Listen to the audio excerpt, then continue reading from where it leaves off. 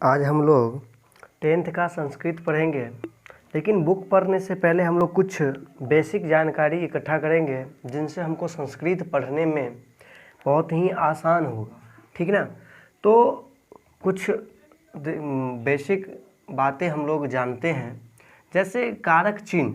कारक चिन्ह आपको संस्कृत पढ़ने से पहले सबसे महत्वपूर्ण जो टॉपिक होती है कारक चिन्ह, उनको जान लेना बहुत ही आवश्यक होता है। जैसे यहाँ पर देखिए, ये आपको संस्कृत में 7 विभक्ति होती है। ये जो विभक्ति होती है ये विभक्ति 7 होती है। कौन कौन? प्रथमा, द्वितीया, तृतीया, चतुर्थी, पंचमी, षष्ठी और सप्तमी। एक एक बात को आप लोग गौर से नोट भी कर लीजिएगा और गौर से देखिए, इसके बाद आपको दिक्कत नहीं होंगे। ठीक है ना। वचन जो है 3 होते हैं, एक वचन, द्विवचन और बहुवचन। ठीक ना। 3 वचन होते हैं संस्कृत में, 7 विभक्ति होती है। अब देखिए यहाँ पर, जैसे अब हम लोग कारक को देखेंगे। ठीक ना। तो वचन की यहाँ पर कोई ज़रूरत नहीं है, हम लिख दिए। हम तो देव शब्द रूप लिखने वाले थे, लेकिन ये बाद में जानेंगे। जैसे देखिए, एक ही साथ लिख देते हैं ताकि जल्दी से ये समाप्ति हो जाएगा। ठीक ना। तो यहाँ पर हम लोग वचन भी लिख ले। एक वचन, द्विवचन और बहुवचन। ठीक ना। और यहाँ पर हम लोग कारक भी लिख लेंगे। यहाँ पर देखिए, जैसे हम लोग देव शब्द रूप की बात करें तो पहला होता है देव, देवौ, देवा। और प्रथमा विभक्ति जो है वो कौन से कारक में होते हैं? वो कर्ता कारक में होते हैं। ठीक ना। और कर्ता कारक का चिन्ह क्या होता है? ने। ठीक है, एक मिनट। हाँ, दिखता है। कर्ता कारक का चिन्ह ने होता है। चिन्ह हम लोग कोष्ठ में लिखेंगे। ये आपका ये मेन पॉइंट आपका ये है, और इसमें देखना है। जैसे देवः, देवः का मतलब हो गया एक वचन है तो एक देवता, और इनका हिंदी जो है वो क्या हो जाएगा? कर्ता हो गया ये, और हिंदी क्या हो जाएगा? ने। तो देवता ने, यानी कि एक देवता ने।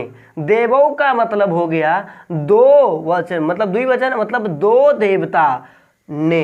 देवा का मतलब हो गया कि देवताओं ने, यानी कि 2 से अधिक, मतलब बहुवचन हो गया था देवताओं ने। इसी तरह से द्वितीया विभक्ति में होगा देवम, देवो, देवान।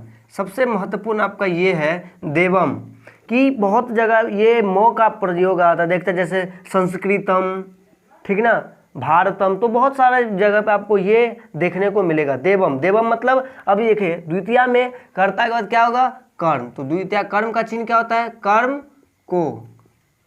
तो इसका हिंदी हो गया देवम का कि देवता को। देवों का मतलब यहाँ पर ही देखिए, ये देवो, ये कहेगा ये सेम।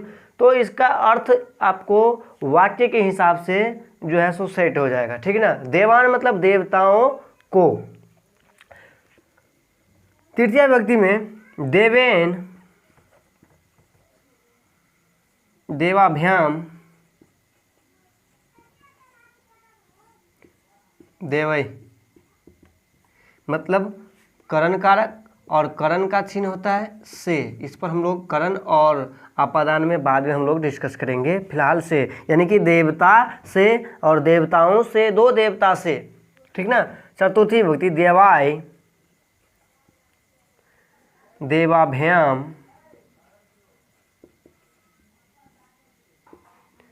देवेभ्य।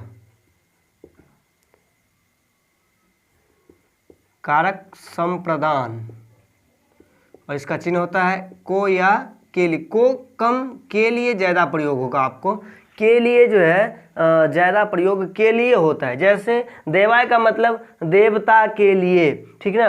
गंगाय मतलब गंगा के लिए, रामाय मतलब राम के लिए, यह पुस्तक राम के लिए है, अयम पुस्तकम रामाय अस्ति, ठीक ना। तो ये यहाँ पर इस तरह से के लिए का मतलब क्या होगा, देवाय मतलब देवता के लिए, देवे भी है मतलब देवताओं के लिए, ठीक ना।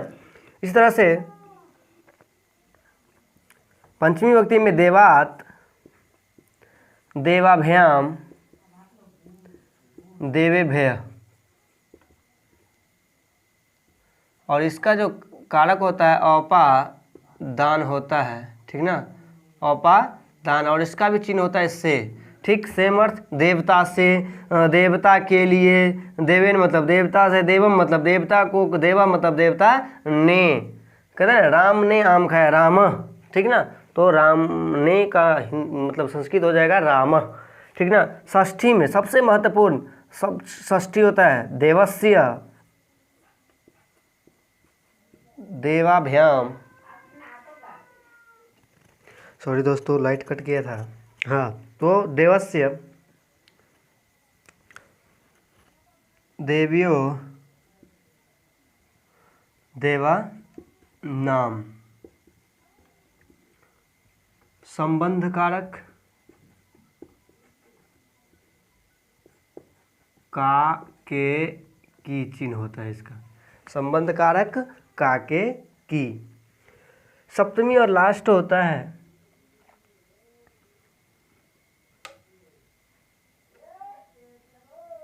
देवे, देव्यो, देवे सु, ठीक ना। ये होता है अधिकरण कारक, में या पर, ठीक ना, में या पर। अब देखिए ये क्यों बताया, जैसे देवे, देवे में कौन सा विभक्ति, सप्तमी विभक्ति, ये आपका व्याकरण भी थोड़ा थोड़ा कंप्लीट होगा। देवे में सप्तमी विभक्ति, और देवे का क्या अर्थ होगा, तो देवे, देव मतलब तो देवता होता है, और इसमें सप्तमी विभक्ति है, तो सप्तमी विभक्ति मतलब अधिकरण कारक, और चिन्ह क्या होगा, में पर, यानी इसका हिंदी या तो देवता में या देवता पर, ठीक है ना।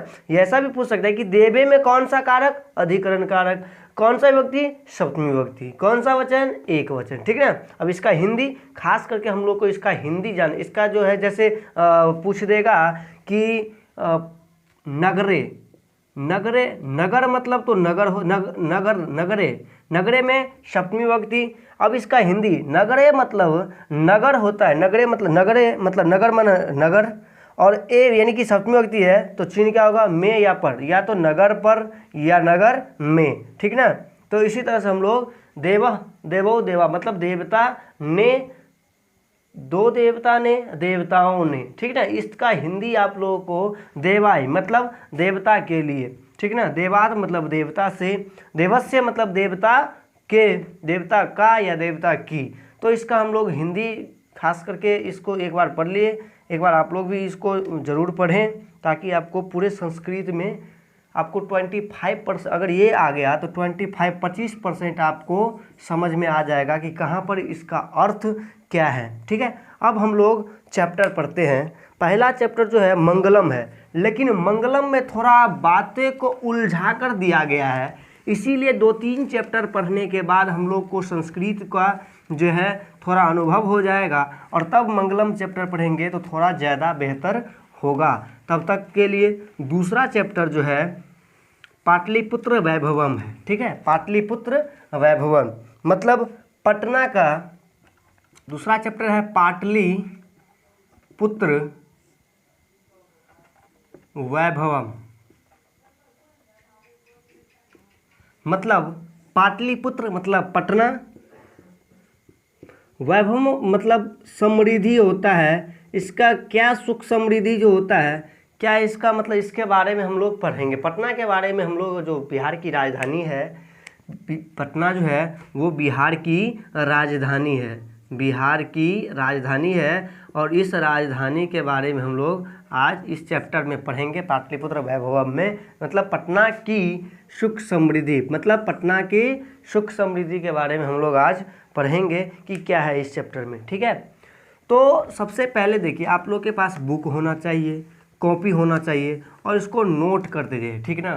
धीरे धीरे हम लोग पढ़ेंगे, पूर्ण रूप से पढ़ेंगे और आप लोग को बस क्लास में थोड़ा ध्यान दीजिए और क्लास में ही याद हो जाएगा आपको, ठीक है ना। तो कहता है कि प्राचीनेषु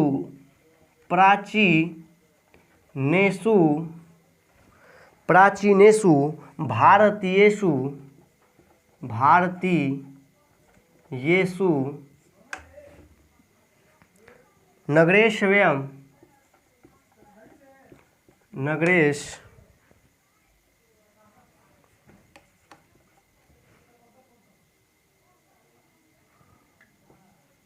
वन्यतमं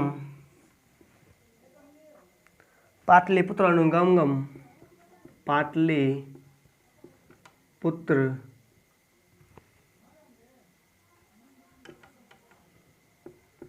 नुगंगम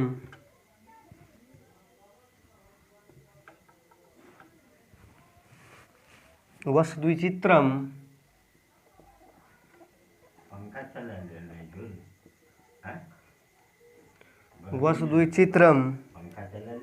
महानगर बभूव।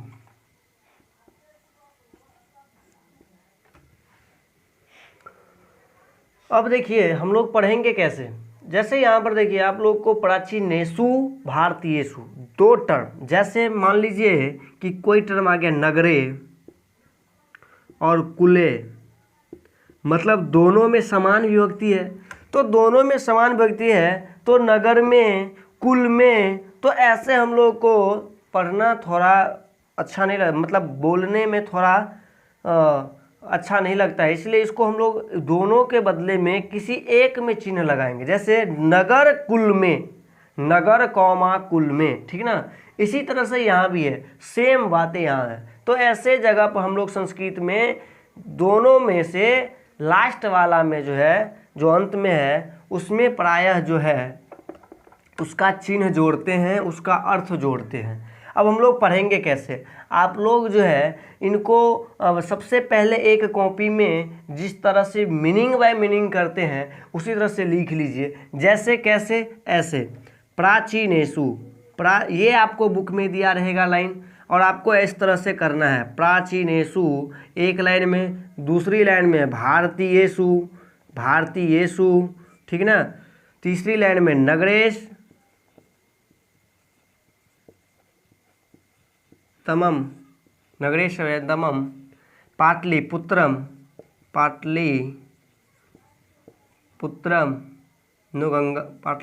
अनुगंगम गंगम, ठीक ना। वसुद्विचित्रम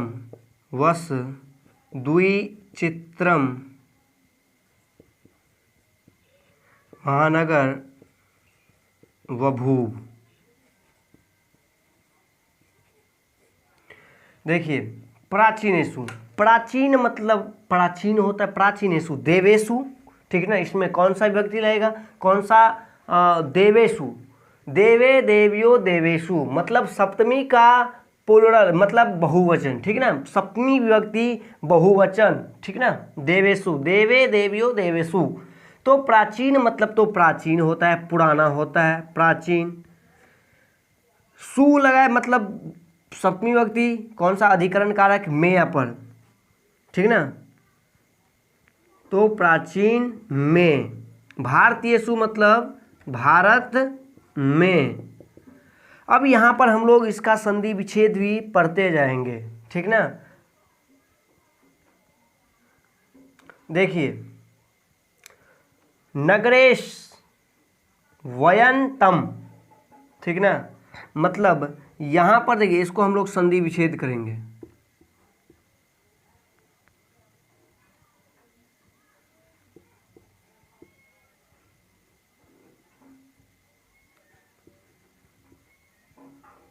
ठीक ना, इसका हम लोग संधि विच्छेद करेंगे।